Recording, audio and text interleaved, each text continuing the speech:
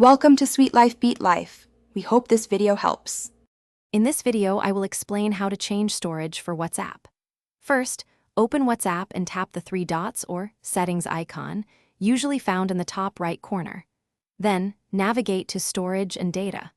From there, select Manage Storage to see a clear overview of how much space your WhatsApp media and files are currently occupying on your device. This initial step is crucial for understanding your current storage situation. Once in Manage Storage, you will see a list of items taking up space. Focus on Review and Delete items. Here, you can easily identify and delete large media files, like videos or high-resolution photos, that are consuming significant storage. You can also clear data from individual chats.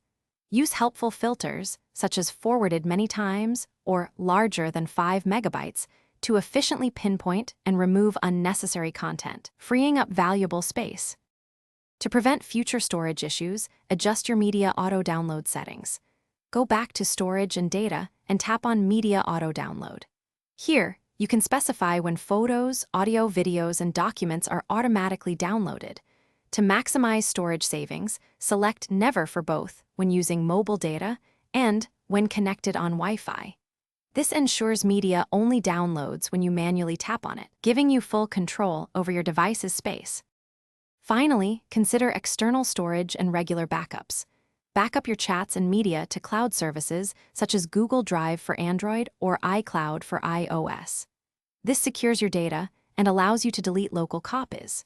If your device has an SD card slot, move existing WhatsApp media to it. Additionally, make it a habit to regularly review and delete unnecessary files from your phone's gallery and other folders, ensuring your device remains clutter-free. Thanks for watching. Consider subscribing if we helped you.